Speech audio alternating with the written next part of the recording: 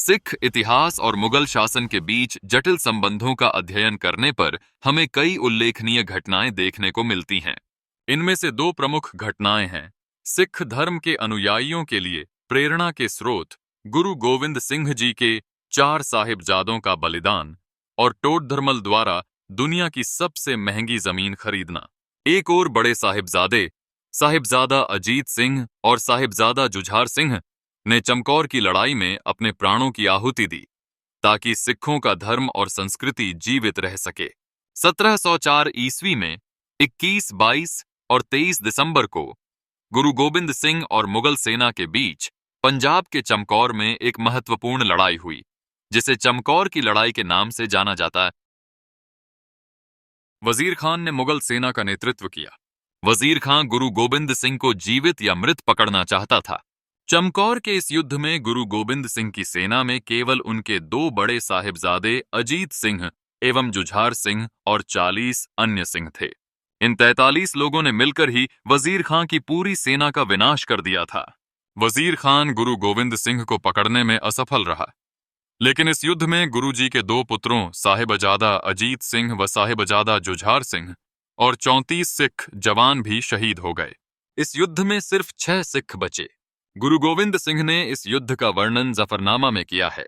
उन्होंने बताया है कि जब वे सरसा नदी को पार कर चमकौर पहुंचे तो किस तरह मुगलों ने उन पर हमला किया। यह बलिदान केवल व्यक्तिगत नहीं, बल्कि धर्म और मानवता के प्रति प्रेम की एक शानदार मिसाल बनी।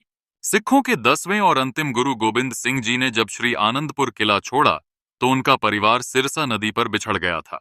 दोनों बड़े साहिबजादे गुरु गोबिंद सिंह जी के साथ रह गए और 2 छोटे साहिबजादे माता गुजरी के साथ रह गए। साल 1705 ईस्वी में मुगलों ने साहिबजादों जोरावर सिंह, फतेह सिंह के साथ माता गुजरी को गांव सहेड़ी के पास गिरफ्तार कर लिया और उन्हें फतेहगढ़ साहिब ले जाया गया। इस्लाम अपनाने से कर दिया इनकार। इन तीनों से इस्लाम कबूल करने के लिए कहा गया, लेकिन साहिबजादों ने यह शर्त मानने से इनकार कर दिया। इस पर मुगलों ने यातना देने के लिए माता गुजरी और दोनों साहिबजादों को 3 दिन और 2 रातों के लिए ठंडे बुर्ज में रखा था। इस पर भी वे इस्लाम कबूल करने के लिए राजी नहीं हुए।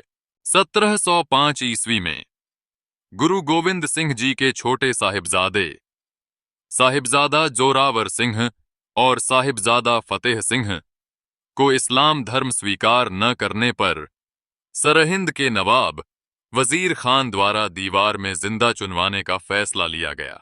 अपने बेटों के शहीद होने के बाद माता गुजरी ने भी प्राण त्याग दिए था। यह क्रूरता सिख पर विश्वास करने वाले समुदाय के लिए एक और गहरा आघात थी। साहिबजादों के बलिदान से यह स्पष्ट होता है कि सिख धर्म ने अपनी आस्था के लिए किस प्रकार की कुर्बानियां दी, जो मुगलों के अत्याचारों के खिलाफ एक ठोस प्रतिक्रिया थी। इसके बाद नवाब वजीर खान न तो दोनों साहिबजादों और माता गुजरी के पार्थिव शरीर दे रहे थे और न ही अंतिम संस्कार के लिए कोई जगह दे रहे थे। ऐसी स्थिति में दीवान टोडरमल आगे आए। अगर दुनिया की सबसे महंगी जमीन की बात आज की जाए तो वो हांगकांग के सेंट्रल बिजनेस डिस्ट्रिक्ट में है। फरवरी 2021 ईस्वी में यहां 1.25 एकड़ जमीन की कीमत $935 मिलियन, करीब 81 अरब 55 करोड़ रुपए थी। वहीं अगर भारत की बात की जाए तो सबसे महंगी जमीन मुंबई में है। मुंबई के मालाबार हिल्स इलाके की जमीन की कीमत करोड़ों रुपए प्रति वर्ग फुट है। समुद्र के किनारे होने की वजह से यह इलाका बहुत महंगा है, लेकिन इतिहास में इन सब से इतर दुनिया की सबसे महंगी जमीन का दर्जा किस जमीन को है, जहां छोटी सी जमीन के लिए बिछा दी गई थीं सोने की मोहरें? पंजाब के सरहिंद फतेहगढ़ साहिब को हासिल है। मुगल शासन के दौरान अपराधी या देशद्रोही का अंतिम संस्कार केवल तभी संभव था जब भूमि की कीमत सोने की मुद्रा में चुकाई जाए। साहिबजादों और माता गुजरी देवी के पार्थिव शरीर के अंतिम संस्कार के लिए नवाब वजीर खान कोई जगह नहीं दे रहा था।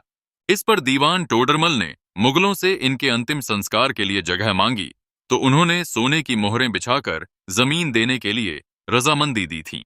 दीवान टोडरमल ने जब सिख धर्म के प्रति अपनी जिम्मेदारी स्वीकार करते हुए जमीन पर सोने की मोहरें बिछा दीं, तो यह देखकर नवाब वजीर खान का लालच बढ़ गया।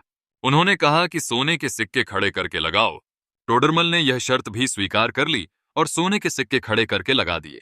उस समय जो मोहरों का वजन होता था उसके हिसाब से 78,000 मोहरों का कुल वजन 7-8 टन निकलेगा। उस समय के हिसाब के इतने सोने की कीमत 2-3 अरब रुपयों के बीच रही होगी। इससे आज के हिसाब से जमीन की कितनी कीमत होगी, इसका सहज अंदाजा लगाया जा सकता है।